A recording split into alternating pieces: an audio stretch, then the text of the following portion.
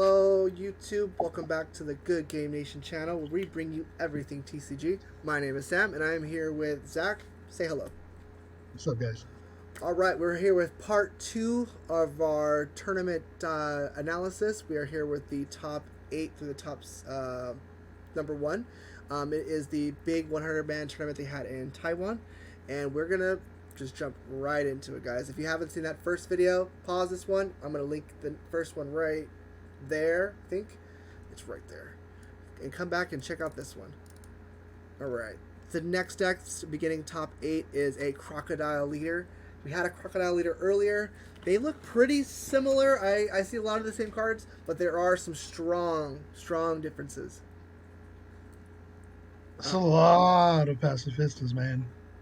That is a lot of pacifistas, and there's none of the blank 16? ones. Yeah, none of the blank ones. All blockers. So I think that's six of them. Yeah, I count six. I think it's a lot. Another card that I saw right away is Virgo. That's a cool card to play. I'll be honest.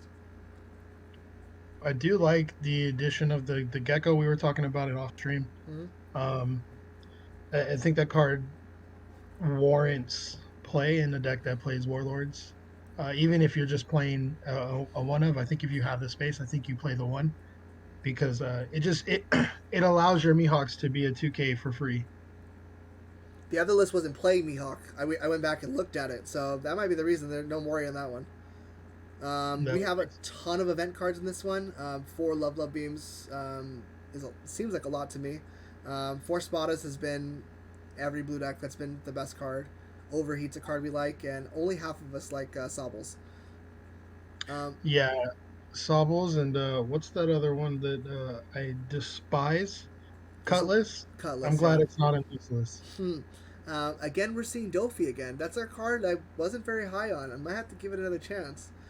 It's down to 1, but 2 Mihawks seems to be a Crocodile special. I'm pretty sure it's pretty sure that the only reason we're playing that Dofi is more of a tempo kind of play. This deck seems like it wants to stall you out, stall you out, stall you out. So if you slam a threat and then you follow up with the Dofi, then your opponent just re-slams that same threat because it just goes back to the hand, right? So they just re-slam the same threat, but then you follow up with a Mihawk on the following turn. There's too much tempo, right? Like that's So, just too yeah, much. great value play. I would agree with that. Nothing else too crazy. I see Alvita here. This deck's prioritizing the combo power as well. So, a very defensive deck. And, of course, Boa Hancock's at the core of that. You're able to draw so many cards off here if you're able to protect her with all of these event cards and combo power. Definitely an interesting deck. Next one we're looking at is one of 2 started at Kaido's. Right off the bat, I'm looking at 4 Blast Breaths. That's a card that I think we were high on, then non-existent, and now we're back to playing. It's nice to see the card have a good showing at tournament. Yeah, I agree. It's also a trend that we've noticed is the page one and the ultis. They seem to be coming up in every deck again. Yeah. We weren't playing them originally. We liked them and then we didn't like it. Then we liked them. We like it. We cut them for other cards, and now we're slowly starting. At least myself, they're starting to make their way back into my list. So it's good to see a little bit of consistency across the board here. They always seemed good in my head, but every time I play them, they are terrible, and it bums me out. Something that we were trying a lot when we were playing the purple Yeah. decks is running 2 kings, 2 of each king. So it's nice to see that here. And again, we have the Rush Kaido. Thinking about giving that card another chance. I kind of like it. It's made its way a little bit back in some of the lists. Some of them. I We were on the double king. I think I'm at the point where I'm at 3/7 drop kings. And It's I nice. just cut the It's cut the nice into 6/1. law. It's nice into law. It's super nice in the law. It's really good in the Oden too, believe it or not. Yep. Uh, So I can't it's a good believe we card. missed the blocker. Just missed it. Yeah. We were playing Black Marias instead, and this Oh card's yeah, just that's just a brain fart. I don't know. I just missed that card. Another card it's cool to see because we were looking at the green card, the straw sword that taps it. The purple deck's playing the purple version of it. It's just a minus dawn and taps a card. You don't feel so strongly about that one though because of the cost. not only the cost, but more of when you're playing certain decks with green, like for example, I'm pretty heavy on red green law. I've tested a bunch. You want some kind of answer, and in purple, I feel like you don't really need an answer because you always have that that oh shit button. Yeah, 10 drop Kaido You for always sure. have it, Yeah, you know, and that card by itself in most matchups, if you have a high enough life total, yeah. if you slam that on curve or a turn after curve, you get rid of 2 to 3 guys on board. And if you're at a 3 to 4 life total, nah, man, it's almost impossible to come back from. Yeah, I would, as someone who has played with and against that deck, I would agree with that. Looking For at the, Onigashima is interesting. yeah, that's a card I hate in most decks. I don't know, but I always play it. It's a frustrating thing. Top 8 again. We're looking at our second Odin list. I think this is our second one, or is this our first one? This is the first one of top 8. I think it's the first one of the top 8, and this one's way different than any of the other ones I've ever built. A lot of cards like Denjiro. That's one that I really liked, but cut. Um, I don't remember her name as well. Anime fans are gonna murder me, but the on play Bebin for the character, it's something I cut already. Yeah, it's an interesting deck. The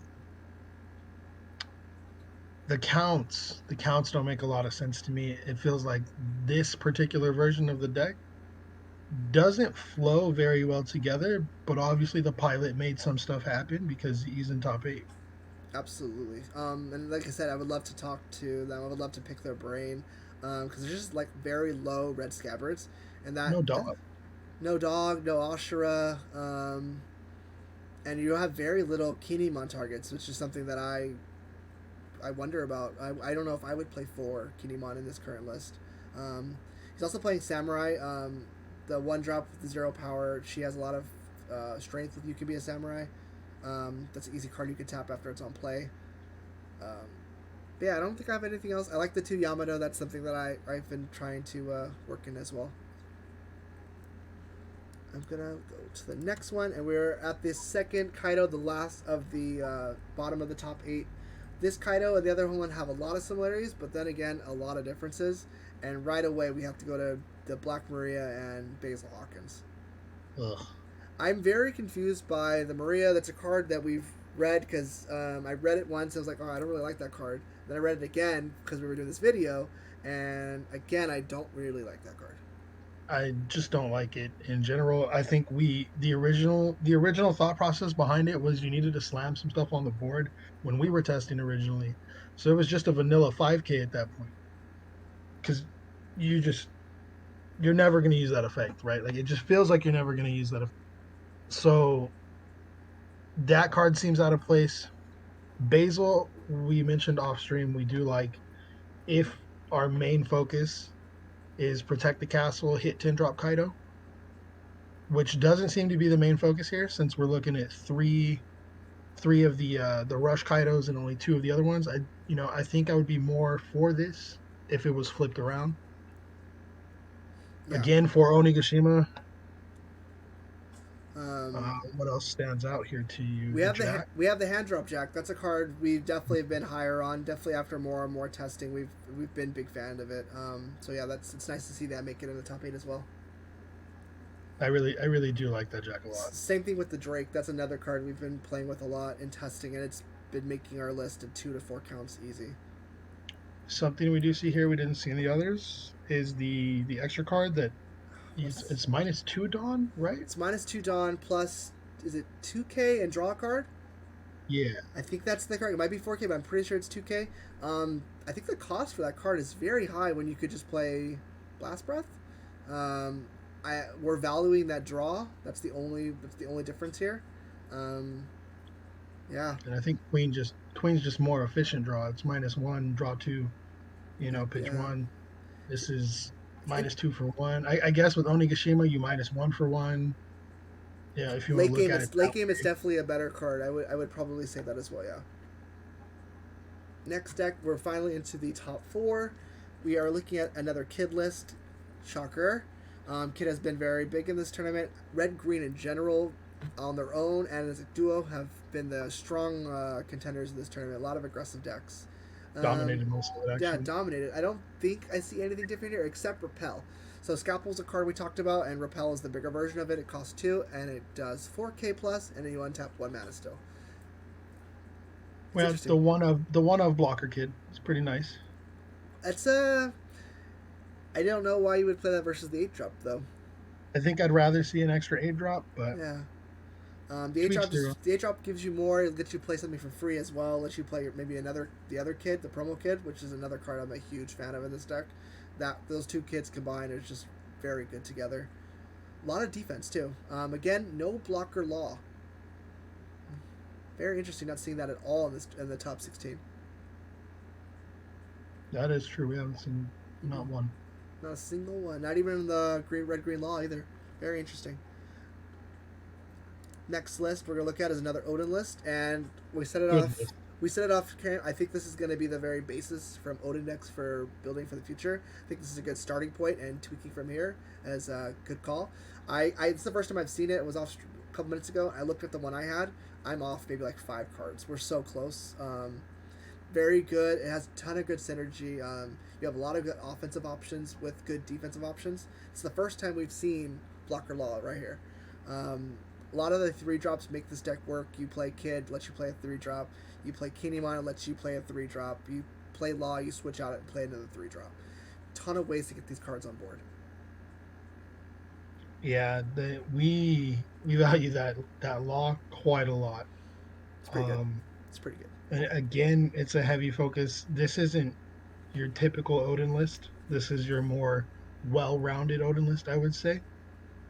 You have a lot of later game options that allow you to play into your combo pieces as opposed to trying to blow all your gas. Really, the 8 drop kid again, gatekeeper of the format. I think the biggest thing that this leader offers is it's a free punt Gibson. Like you can tap out and have a free punt Gibson every turn. Yep.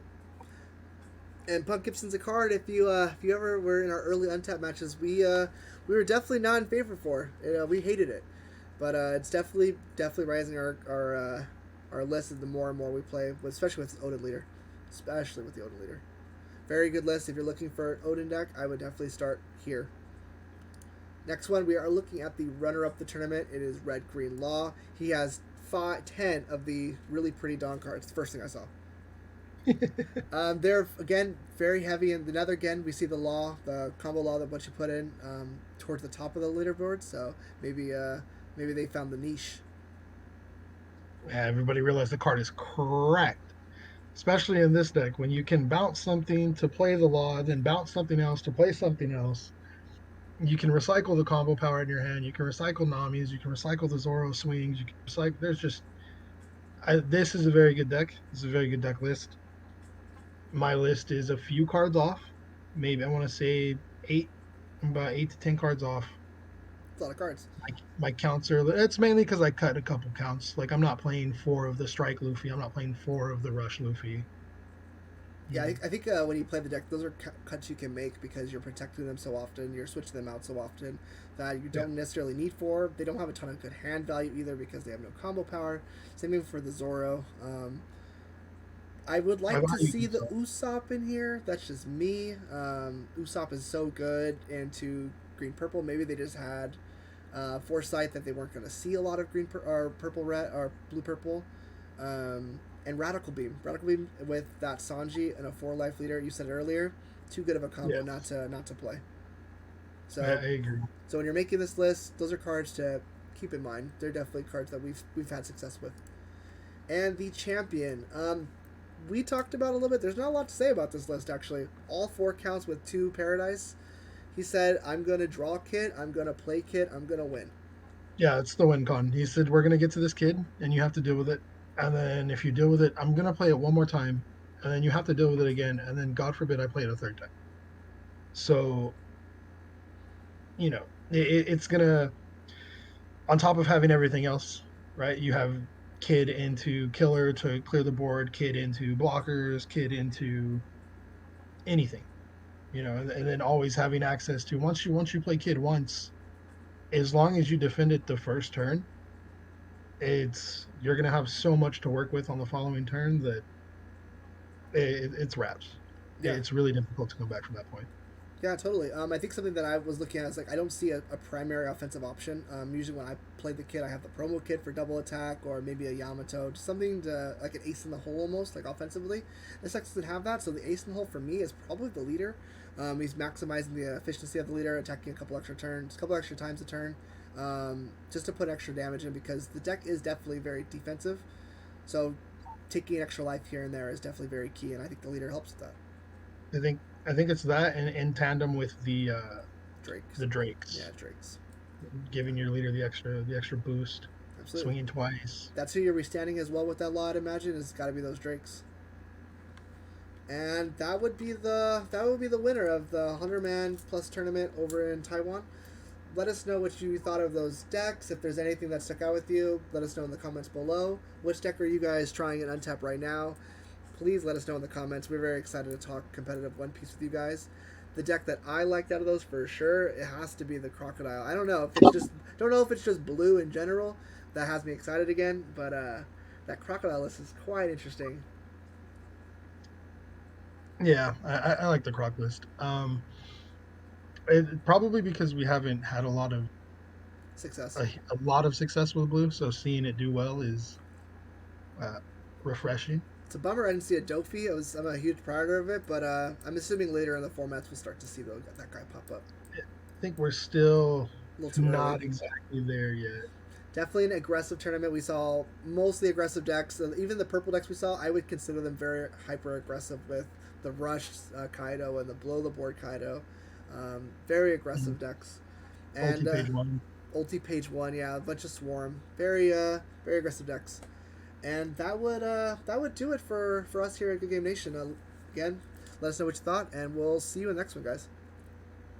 Deuces. Later.